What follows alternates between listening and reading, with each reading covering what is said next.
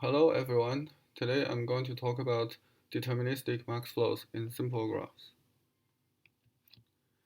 For the definition, suppose graph G is an undirected graph with n vertices and m edges without parallel edges. Each edge here has unit capacity.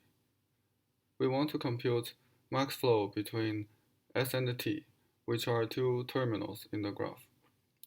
For example, in this picture, a max ST flow is shown as red edges, and this flow has value 2.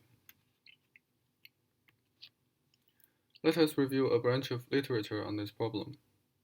In 1998, Karger and Levin proposed a deterministic algorithm with running time m plus n times tau to the 1.5.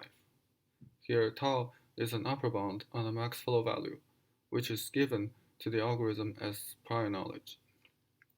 In 2002, Karger and Levin improved the running time using randomization.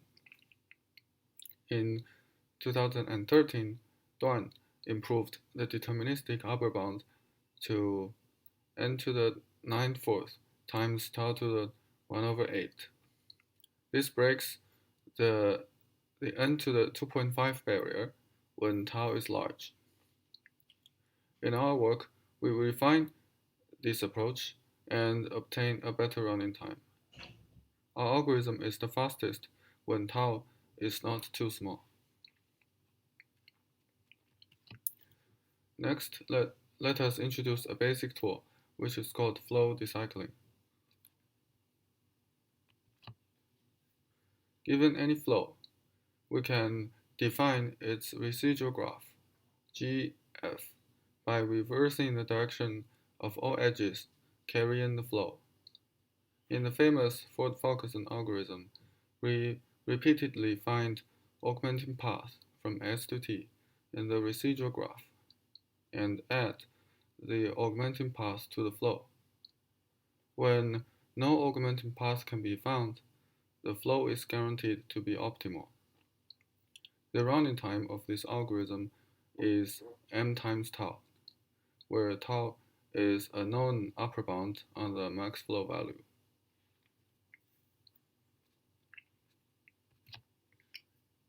The flow decycling technique was introduced in a paper by Karger and Levin.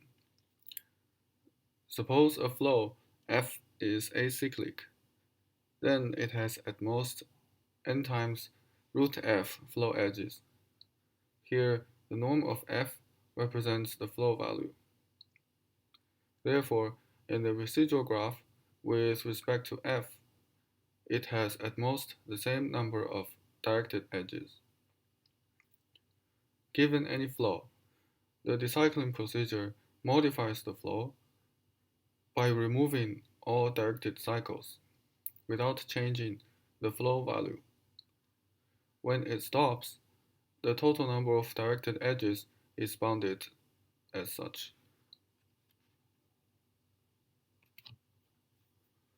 Augmenting paths are easier to compute in residual graphs where the number of directed edges is small. More specifically, in Karger and Levin's algorithm, they first contract all connected components spanned by undirected edges in the residual graph. And then they run BFS on this graph. Since the contracted graph has at most n times root f directed edges, BFS takes time at most n times root f. So in the end, the total time becomes m plus n times tau to the 1.5 because they are tau augmentations. The second tool is a classical technique which is called blocking flows.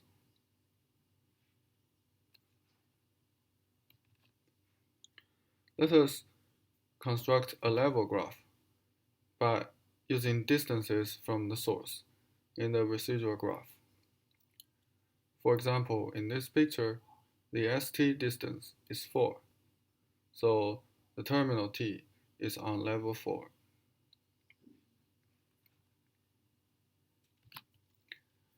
Then find a maximal set of shortest edge disjoint augmenting paths in the residual graph.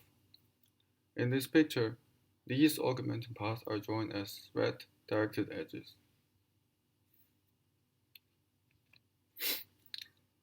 After augmenting along these paths, the ST distance in the residual graph would increase by at least one.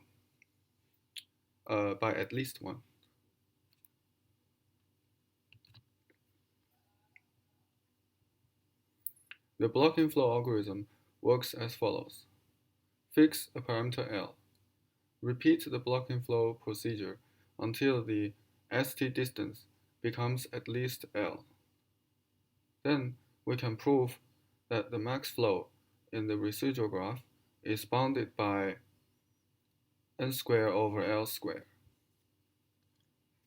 After that, we can exhaustively apply Ford-Fulkerson procedure on the residual graph for at most n squared over L squared times. The total running time would consist of L iterations of blocking flows and n squared over L squared iterations of Ford-Fulkerson.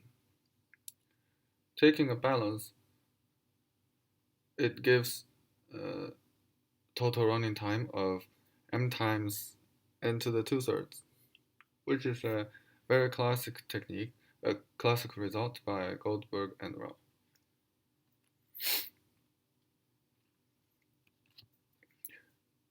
Now, what if we try to combine the decycling technique and the blocking flow technique? By the lemma regarding acyclic flows, there always exists a subgraph H with n times root tau edges that contains the max flow entirely. Therefore, if we knew this subgraph beforehand, we could simply apply the blocking flow algorithm on this subgraph to compute max flow in time n to the 5/3 times root tau running time. So in the ideal case, we can shoot for an upper bound of m plus n to the 5/3 times root tau.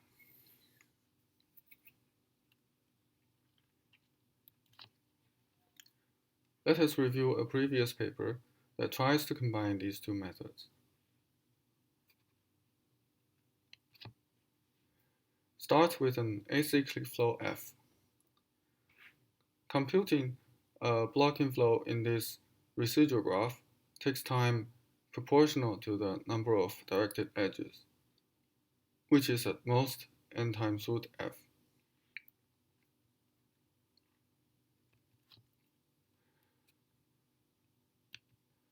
After augmenting the flow, although the ST distance may increase, the new flow may contain cycles, and so the number of directed edges cannot be bounded as before.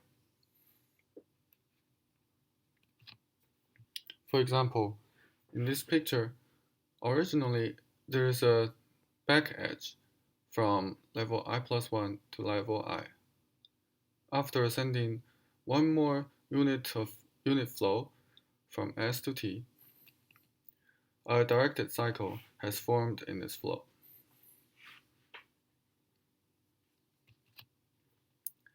To control the number of directed edges, we can apply a decycling approach that removes this cycle and adds two undirected edges. Unfortunately, we cannot contract these two undirected edges, since otherwise level I and level I plus 1 would merge together, and the ST distance would decrease.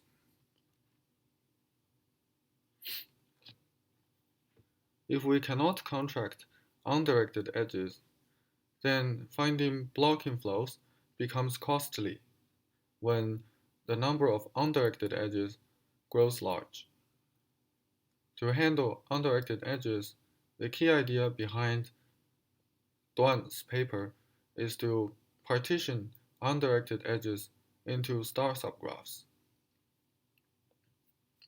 More specifically, their approach partitions vertices into two subsets, V1 and V2, such that V1 is a union of disjoint star subgraphs, each of size at least h. Here, h is some parameter, plus the condition that the edges between V2 vertices is at most n times h.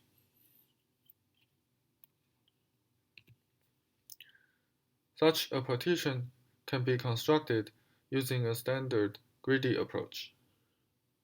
As long as there is a vertex with degree at least h, we can collect a star subgraph around this vertex and move the star to V1. For example, in this picture, we can first find a star of size 6, which are the red vertices. Then we can find the second star. And then the rest have small degrees. In the max flow algorithm, the set of undirected edges keeps changing during flow augmentations, as undirected edges might be turned into directed edges. Therefore, we need to remove those edges from the clustering structure.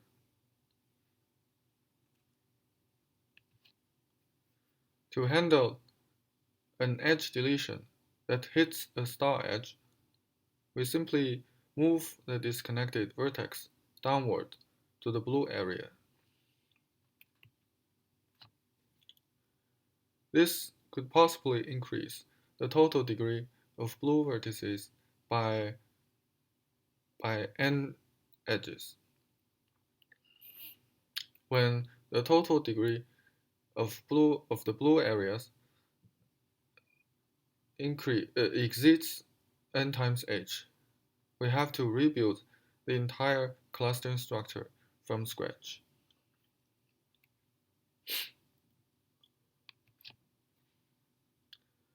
Our improvement mainly comes from a more careful clustering data structure.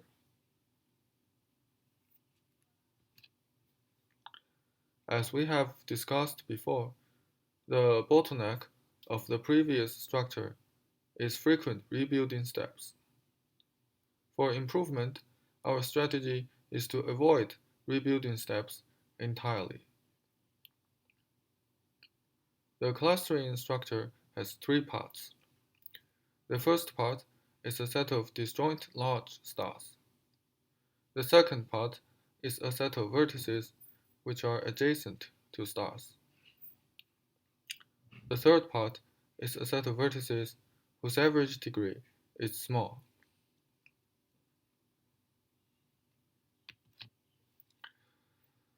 When a star edge gets deleted,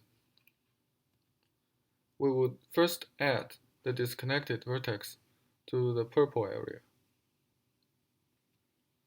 If it is not adjacent to stars, we would either collect a new cluster around it,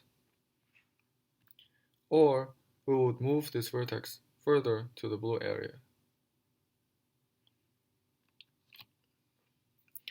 As a proof of concept, using this new clustering scheme, we can achieve running time into the 2.25, which is already a polynomial improvement. Now, let us discuss further improvements. In the previous algorithm, when deleting a star edge, we need to scan the adjacency list of the disconnected vertex. Since the adjacency list can have as many as order n edges, the update time is order n. However, intuitively, when the adjacency list is larger than h, that should be a larger star. So to handle different vertex degrees, we will use a multi-layer approach.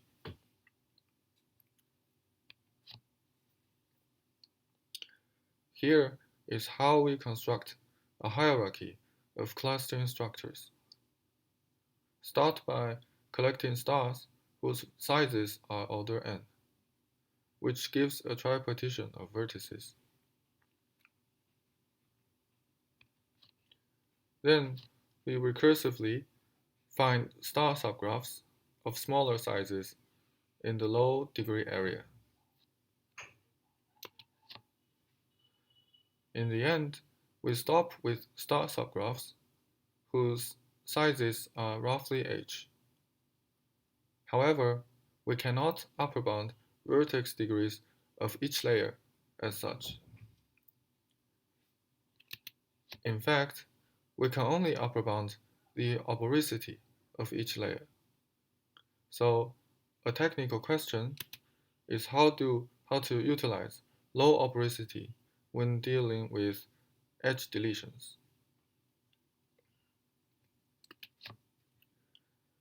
Check this layer of clustering structures. Suppose we can orient all edges such that out degrees are bounded. There are two kinds of operations we need to handle. The first is turning red vertices into purple vertices, as star edges are deleted during flow augmentations. The second is finding stars among purple vertices and turn them red. For example, suppose this edge is deleted. Then we first need to move it to the purple area. Now, if some vertex now has a large degree, then we should collect a new star. To efficiently detect large stars, we need to explicitly store the induced subgraph of the purple vertices. However, when vertices transfer from red to purple, we have to scan its adjacency list to identify all of its purple neighbors, which is costly. This is where oboricity comes to help. For each purple vertex, store all of its in and out purple neighbors explicitly. For each red vertex, however, we only store all of its in purple neighbors explicitly.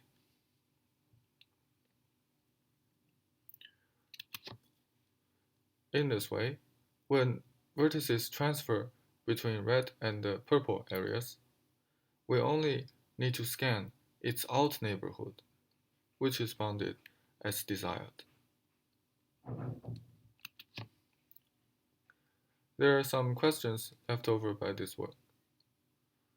For example, how to compute max flow deterministically in multigraphs, and what can we do in weighted graphs? Thank you.